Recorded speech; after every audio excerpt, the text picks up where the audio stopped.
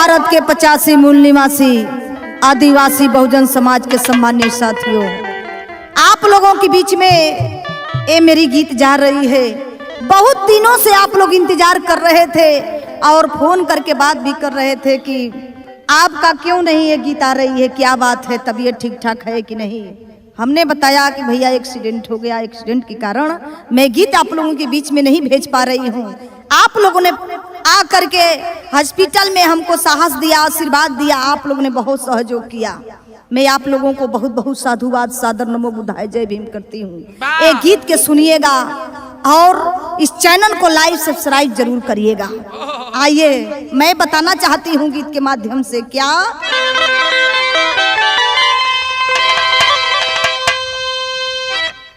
एक दिन सभा क्या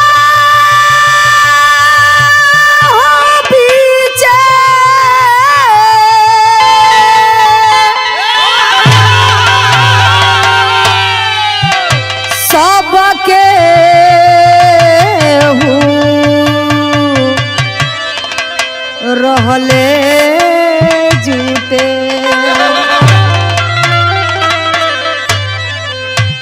अचरज हम सुननी,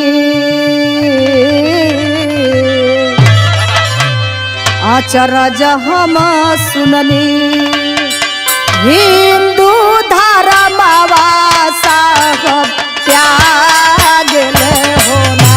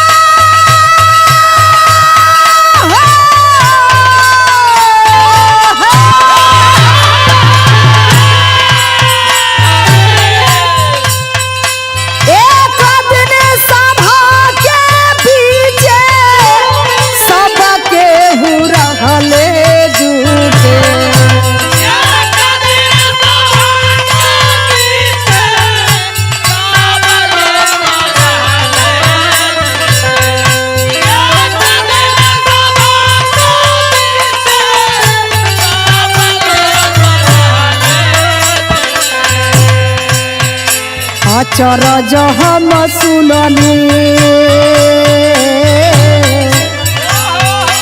अचरज हम सुननी हिंदू धर्मवा साहब त्याग होना।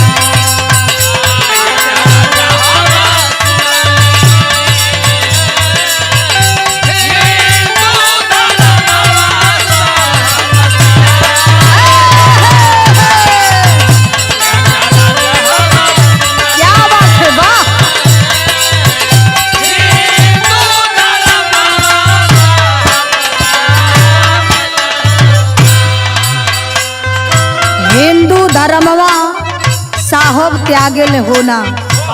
मैं क्यों बताना चाहती हूँ, बाबा साहब ने ये हिंदू धर्म से परेशान हो गए थे। परेशान हो करके बाबा साहब ने नागपुर की धरती पर एवला मैदान में लोगों की जनसभा जुटी थी और उसी जनसभा में कह दिए कि हमको हिंदू धर्म में मान सम्मान नहीं मिलता, मैं हिंदू धर्म को नहीं मानूंगा। बाबा साहब ने हिंदू धर्म के छोड़ करके गरीबों, शोषितों, पीड़ितों की लोगों से अपना बात कहें और लोगों के बीच में अपना बात रखें और कहें कि मैं हिंदू धर्म लेके नहीं चलूंगा। सभी लोग वहां पे जुटे थे, बाबा साहब की बात को सुन रहे थे कि बाबा साहब कह क्या रहे हैं। आइए मैं बताना चाहती हूँ क्या 1935 रहले एवला पाए गानावा हो रहले।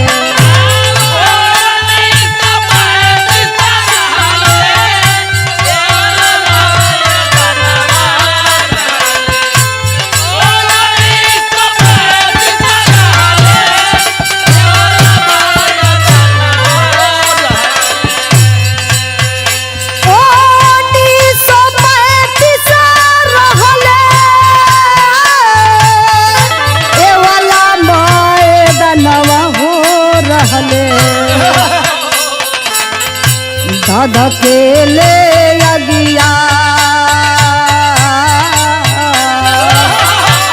धधकेले अगिया हिंदू के पाखंड के जरावेले होना।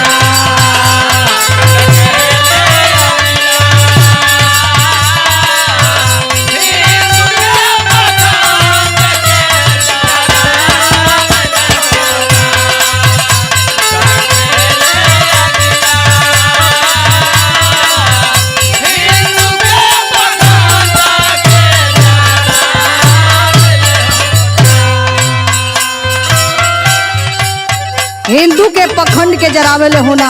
आइए मैं बताना चाहती हूँ, जब सबको पता चला कि बाबा साहब हिंदू धर्म को छोड़ रहे हैं, छोड़ दिए, तो सबसे पहले इस्लाम धर्म के लोग आए और कहने लगे कि बाबा साहब आप हमारे धर्म में चलिए। जब बाबा साहब इस्लाम धर्म को जब देखे और पढ़े तो उनकी समझ में नहीं आया। जब उनके समझ में नहीं आया तो कह दिए कि मैं किसी धर्म में नहीं जाऊंगा। सोच गए लोग कि बाबा साहब हम लोगों की बात नहीं मानेंगे। बाबा साहब को मनाने लगे कि बाबा साहब हम लोग बहुत ज्यादा आपको स्वागत सम्मान करेंगे, हमारे धर्म में रह जाए, लेकिन बाबा साहब किसी का बात नहीं माने। आइए मैं बताना चाहती हूँ, क्या हिंदू धर्म में जन्म हम पावली, एकरा बाद कुछ ना जनली।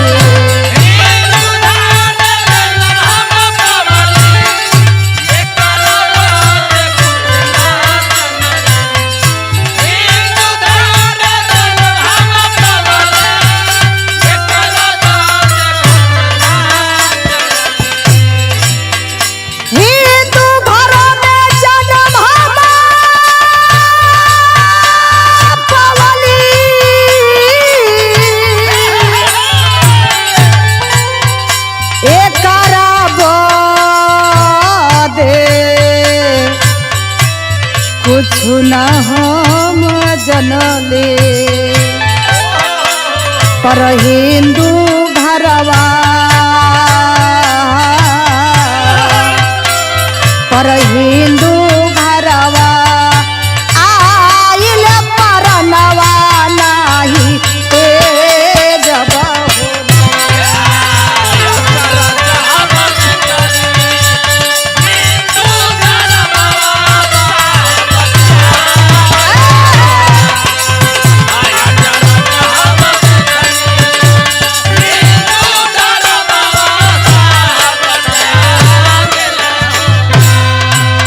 बाबा साहब को लोग मना रहे हैं, लेकिन बाबा साहब सोच रहे हैं अपने मन में कि हमने हिंदू धर्म में जन्म ले लिया, ये मेरे बस की बात नहीं थी, लेकिन हिंदू धर्म में मरना मेरे बस की बात नहीं है।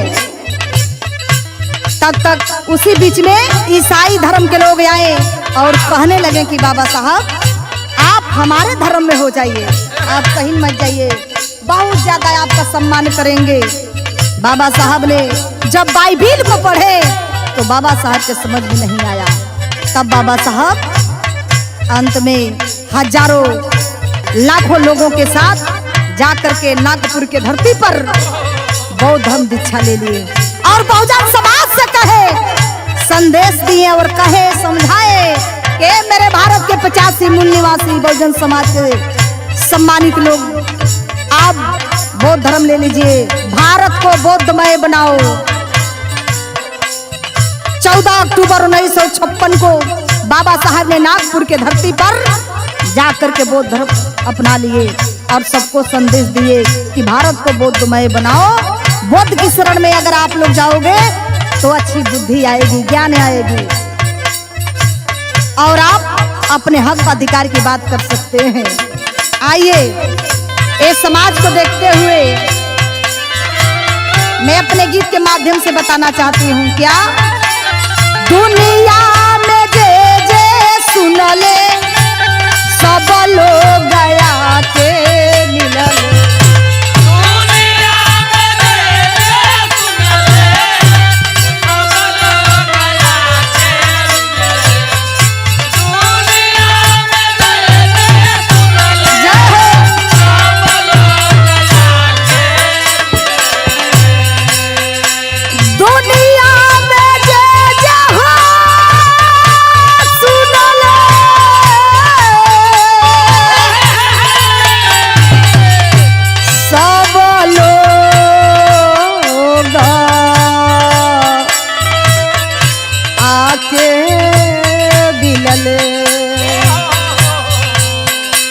हम आखी देखली, हम आखी देखली बूढ़ा चरणवा नहिया लगावले हो।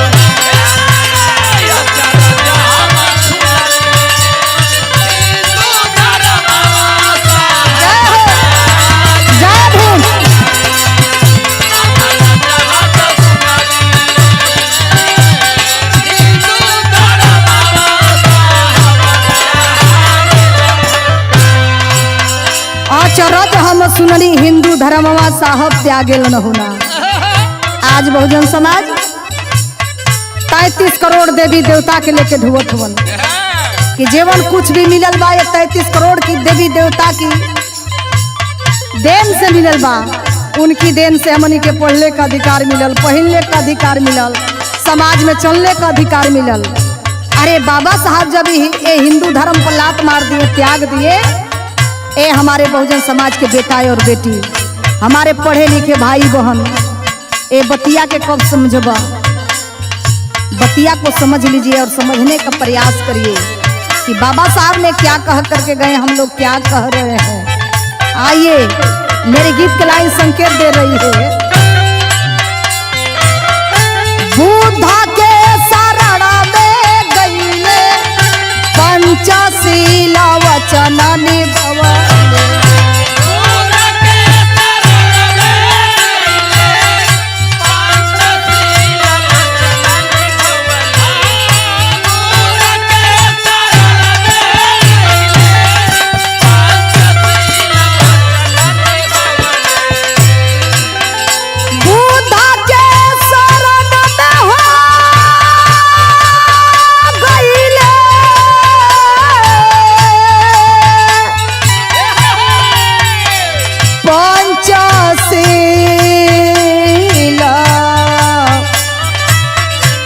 वचन निभवले, नफरत से साह, नफरत से साह, मुक्ति का दिलावा गुजार ले हो।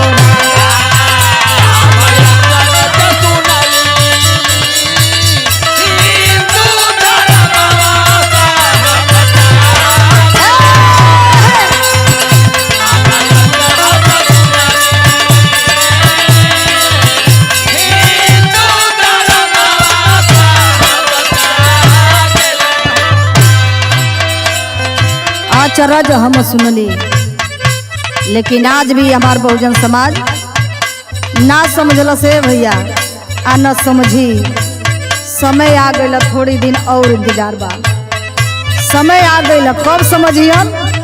जब कुल ओर से डंडा बजे लगी, लात मुका चली, तब समझिए कि बाबा साहब क्या कह रहे थे। हम लोग नहीं समझ पाए। मानवर कांसी राम साहब चिल्लाते चिल्लाते रात रात भर जाग जाग करके जगाए, लेकिन उनकी भाषा को हम लोग नहीं पहचान पाए, उनकी बात को अमल नहीं कर पाए।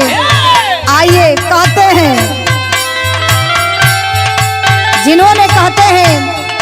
जिन्होंने फौज के सिपाही थे, माननीय गुलाब चंद सिपाही जी कहे कि जो मैं वर्दी पहना हूँ, 33 करोड़ देवी देवताओं की देन नहीं है, ये परम पूज्य बोधि से डॉक्टर BR अम्बेडकर की देन है कि मैं आज फौजी बना हूँ और मैं पिस्टल खोस कर चलता हूँ और बेल्ट लगाया हूँ। जिस समय कमर में झाड़ुआ बांधा जाता था, बाबा साहब झाड़ुआ हटा करके बेल्ट लगाने का अधिकार दिए। जो टाई में गगरिया बांधी जाती थी, उस गगरी को हटा करके बाबा साहब ने बेल्ट टाई लगवा दिए। आज हमारे बच्चे मोजे जूते टाई बेल्ट में जब विद्यालय जाते हैं तो कितनी अच्छा लगता है कि बारे हमारे महामानव, आपने वो हौसला दिया है कि मैं आपकी हौसला को मैं नहीं समझ पाया। मैं आपको कितना निवेदन करूं, अभी कम है। आइए, आखिरी लाइन में गुलाब चंद सिपाही जी कहते हैं क्या? लिखते गुलाब चंद गावेली सुनीता चंद। लिखते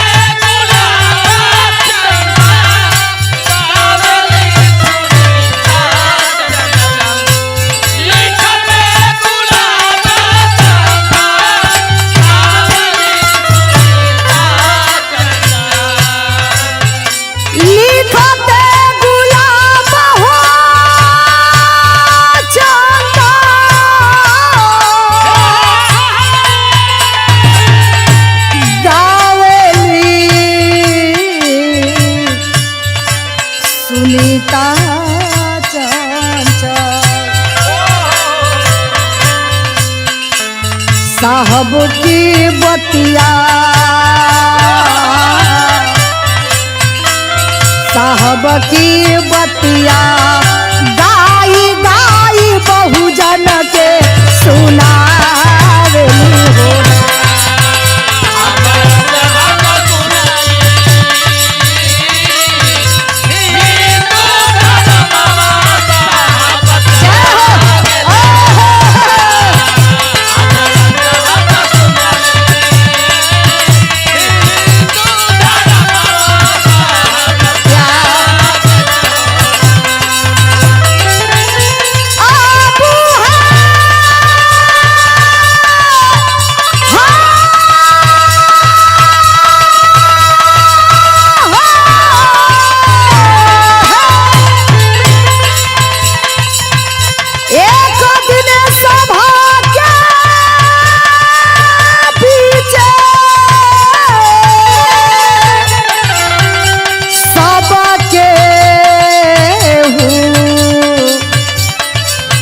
रहले जूते अच्छा राजा हम सुनली हिंदू धर्म त्याग होना।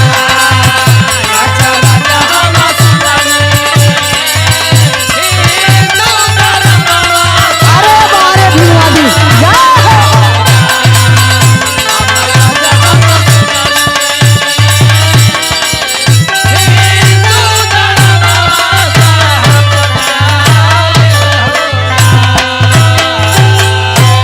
सादर नमो बुद्धाय जय भीम।